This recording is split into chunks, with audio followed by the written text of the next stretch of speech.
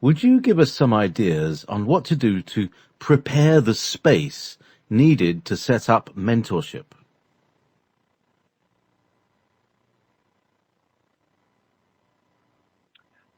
That's a great question.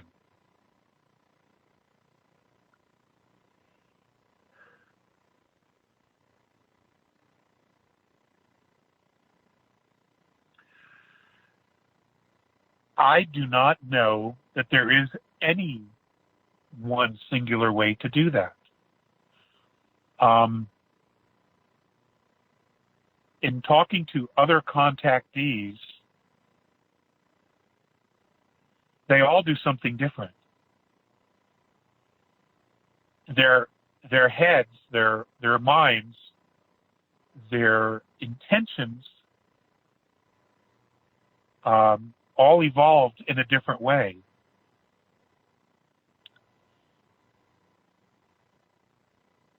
I that in order to set that up on an individual basis is an individual plan of your own to have contact or to have that type of mentorship, spiritual mentorship, whether it's physical or not.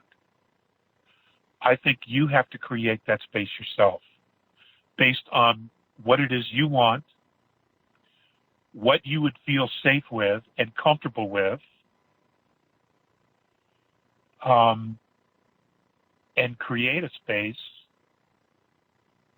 that they would feel comfortable coming in, whether it's physical or not. As far as mentorship of humanity, there's, that plan is fluid. One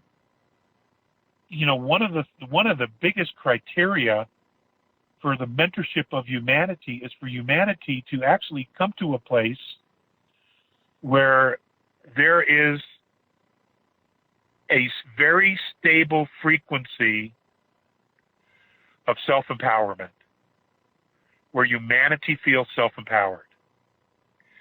And as the Catholicisms fall away and everybody sees organized religion for what it was, a brainwashing control mechanism, people will automatically move into some self-empowerment. And when that occurs, there probably will be what we're looking for as far as physical disclosure. Because this is a two-way relationship. This is not going to be a one-way relationship. They are not interested, and I've said this from the get-go, coming in here and babysitting. What they want is they want to mentor a race that is self-responsible, self-aware, and wants to take responsibility for itself. That's the only way this works. It's the only way this works. Okay, the idea is to give us the tools and we do the work. Okay? They're not interested in coming down and trying to fix victims and people who want to be victims because they won't take responsibility. They're just not going to do that. Those type of interventions have not worked in the past, and they've been really, really clear about that. And if you can remember in the early notes or the early lectures I gave in the 90s, that's one of the things that they've always said. They didn't want to babysit. That means that there's an element of responsibility on our part, of stepping up, of manning and womaning up to the responsibility of, look, you are more than yourselves.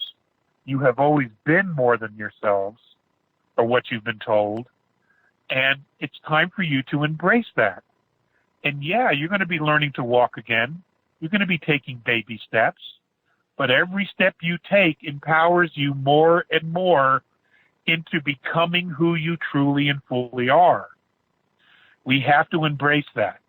This is mentoring implies a partnership, especially since what I've just shared with you about them looking to us to share passion with them, for them to help re-experience those extremes of emotions.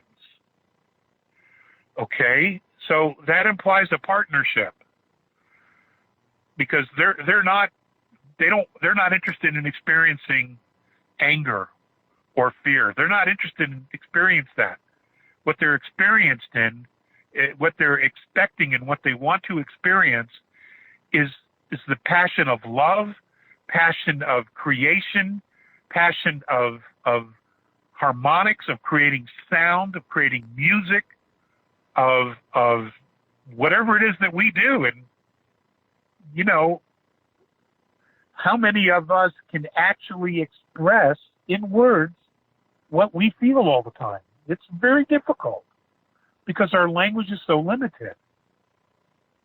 And then maybe going through this process, we come up with an entirely new language of expressing ourselves. That is absolutely not out of the question.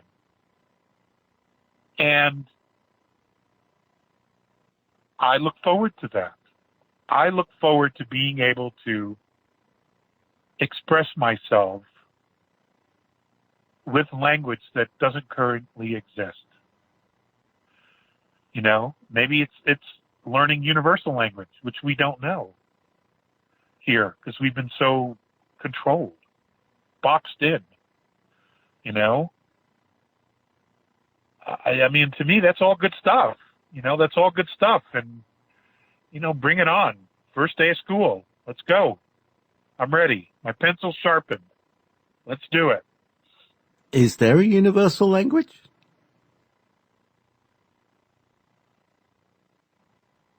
There must be.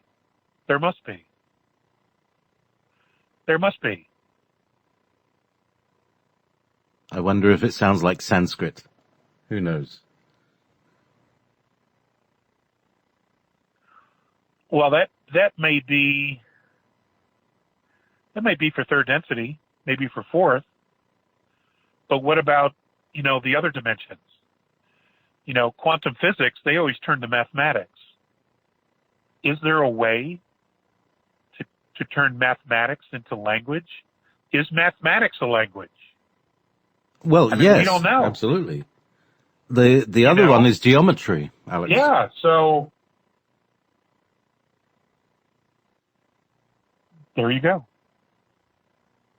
So, because I'm just looking at all the little pyramids and cubes and things that I have in crystals, that, you know, offering one of those would say something. It's a symbol. And I was also thinking that we do have a modern language. It's a representation. It's a representation. Yes.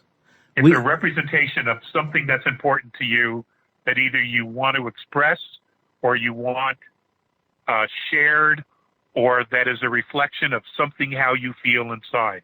That's why we create our space and everything in it. It all has meaning to us because it's a reflection of something we're trying to express that maybe we don't have language for. But it represents something that's part of us.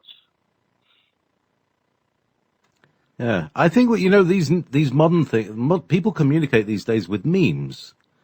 You know, they have a scene from a film that represents a feeling with a description that makes it more specific. That's one way of communicating that we do these days. So. Okay.